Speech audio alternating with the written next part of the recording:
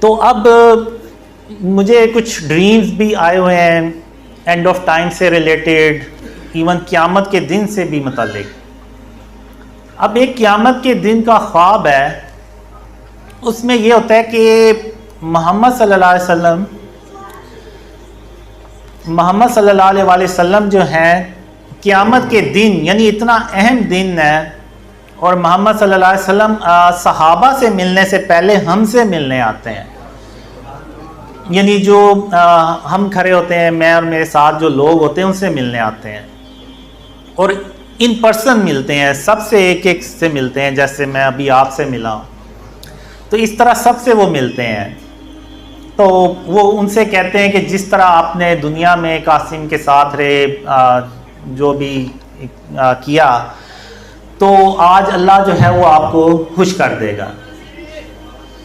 تو اب میں اس ڈریم میں نا حیران اور پریشان ہو رہا ہوتا ہوں کہ آخر ہم نے دنیا میں ایسا کیا کام کیا ہوگا کہ آج کے اتنے اہم دن میں حضرت محمد صلی اللہ علیہ وسلم خاتم النبیین صحابہ سے ملنے سے پہلے ہم سے مل رہے ہیں، اور صحابہ جو 4 بڑے صحابہ ہیں خلفائے راشدین، وہ ہماری طرف دیکھ رہے ہوتے ہیں اور ایسی نگاہوں سے دیکھ رہے ہوتے ہیں کہ آخر یہ لوگ کون ہیں کہ آج کے دن محمد صلی اللہ علیہ وسلم ان سے مل رہے ہیں اور ان سے پہلے مل رہے ہیں، ہم سے نہیں مل رہے۔ تو اس سے مجھے نہیں پتا چلا کہ آخر یہ ہم دنیا میں ایسا کیا کام کریں گے جو اللہ اور محمد صلی اللہ علیہ وسلم ہم سے اتنا خوش ہوں گے۔ تو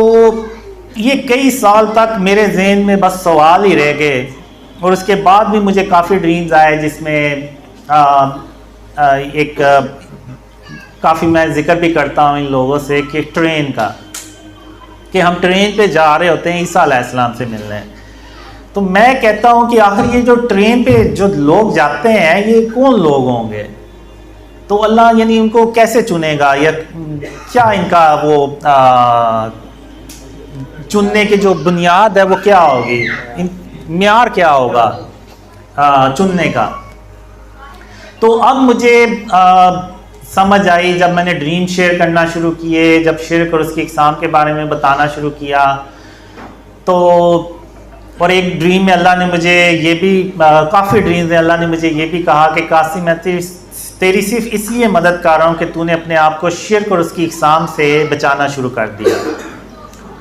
تو اب مجھے یہ سمجھ لگی ہے کہ بیسیکلی ہم جو یہ شرک اور اس کی اقسام کا جو پیغام دنیا میں پھیلا رہے ہیں اور پوری امت کو دے رہے ہیں کہ جو شرک ہے یہ سب سے بڑا ظلم ہے، اور یہ دنیا سب ظلم سے بھر چکی ہے، اور اب اس ظلم سے بھری ہوئی دنیا کو اللہ کی مدد سے اور اس کی رحمت سے ہم جب ختم کریں گے اس ظلم کو، اور پھر حضرت اور پھر خاتم النبیین محمد صلی اللہ علیہ وسلم کا جو سچا اسلام ہے وہ پھیلے گا، تو پھر یہ دنیا امن سے بھرتی ہے۔ اور یہ بیسک تو یہ کہ یہ جو ظلم ہے یہ اللہ کی مدد سے ہم کرتے ہیں، ختم کرتے ہیں۔ تو اللہ جو ہے نا وہ اس عمل سے ہمارے اس عمل سے خوش ہوتا ہے، اور یہی وہ وجہ بنتی ہے کہ اللہ کے رسول صلی اللہ علیہ وسلم قیامت کے دن صحابہ سے ملنے سے پہلے ہم سے ملتے ہیں۔ تو اس لیے جتنی بھی اسپیچز ہوتی ہیں، جتنا بھی انٹرویوز ہوتے ہیں، میں پوری کوشش کرتا ہوں کہ شرک کے بارے میں اویئرنیس پھیلائی جائے، لوگوں کو بتایا جائے کہ جو شرک ہے نا اس سے ہم نے ہر حال میں اپنے آپ کو بچانا ہے، اور لوگوں کو بھی تلقین کرنی ہے۔ ابھی یہ جو دیکھیں آپ کہتے ہیں جو فلسطین میں ہو رہا ہے، یہ کیوں نہیں اللہ ہماری مدد کر رہا، اور اللہ ہماری مدد کیوں کرے جبکہ ہم شرک کر رہے ہیں؟ ایک طرف یعنی اب دیکھیں اس سے بڑی منافقت کی اور کیا مثال ہو سکتی ہے کہ ایک طرف ہم کہتے ہیں کہ اللہ ایک ہے، اس کا کوئی شریک نہیں ہے، اور نہ وہ اپنے حکم میں کسی کو شریک کرتا ہے، لیکن دوسری طرف پھر ہم مزاروں پہ بھی جاتے ہیں اور ان سے منتیں بھی مانگتے ہیں اور ان کو سجدے بھی کرتے ہیں، اور ہم نے بت بھی رکھے ہوئے اپنے گھروں میں اور تصاویریں بھی لگائی ہوئی ہیں۔ تو پھر اس سے بڑی اور کیا منافقت ہے کہ ہمارے ایکشن تو سارے وہ ہیں جو مشرکوں والے ہیں، اور جو بس زبان سے ہم کہتے ہیں کہ اللہ ایک ہے اور اس کا کوئی شریک نہیں ہے۔ اب جو کافر لوگ ہیں وہ جو بت بناتے ہیں باطل خداؤں کے، وہ کیا کہتے ہیں کہ وہ مانتے ہیں بیسیکلی کہ اللہ ایک ہے، لیکن وہ ان بتوں کو اللہ کے ساتھ شریک ٹھہراتے ہیں کہ یہ اللہ کے ہاں مقبول ہیں اور یہ ہماری سفارش کر سکتے ہیں۔ تو بیسیکلی وہ یہ کرتے ہیں۔ تو اگر آج ہم بھی جو مزاروں پہ ادھر ادھر جا کے کرتے ہیں، بیسیکلی ہم وہی کچھ کر رہے ہیں جو کافر کرتے ہیں، لیکن بس اس کا طریقہ کچھ ہو رہا ہے، لیکن چیز وہی ہے۔ تو اس لیے جو خاتم النبیین حضرت محمد صلی اللہ علیہ وسلم نے حضرت علی رضی تعالیٰ عنہ کو جو مشن دیا تھا وہ یہی تھا کہ جتنی بھی قبریں ہیں ان سب کو برابر کر دیں، اور جتنے بھی بت اور تصویریں ہیں ان سب کو ختم کر دیں۔ اور حدیثوں میں بھی ہے کہ جس گھر میں تصویر ہوگی وہاں پہ اللہ کی رحمت کے فرشتے نہیں آئیں گے۔ تو اس لیے ہمیں جو ہے نا وہ اس چیز پہ فوکس رکھنا ہے کہ جب تک ہم اپنے آپ کو شرک اور اس کی اقسام سے نہیں بچائیں گے،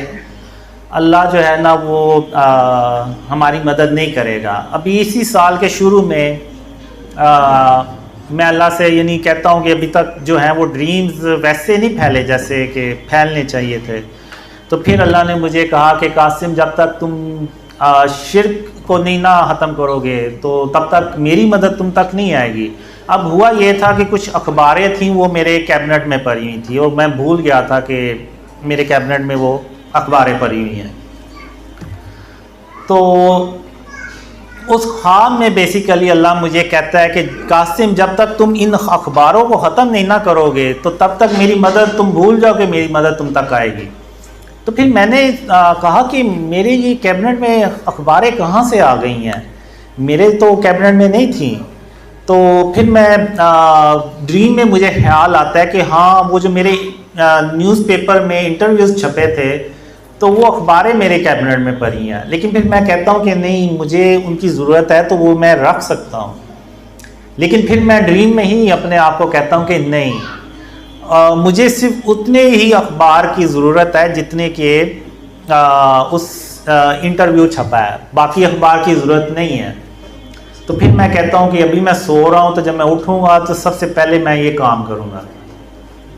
تو جب میں اٹھا تو میں نے اپنے الماری کو ٹٹولا تو وہ پھر مجھے اخباریں جو ہے نا وہ مل گئیں۔ وہ اصل میں ایک براؤن کلر کا انویلپ تھا، اس کے اندر وہ پڑی ہوئی تھیں۔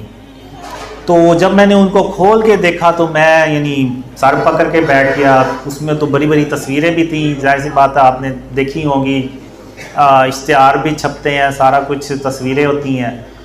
تو میں بڑا وہ شرمندہ بھی ہوا کہ میرے اپنے یعنی کیبنٹ میں پڑی ہوئی اور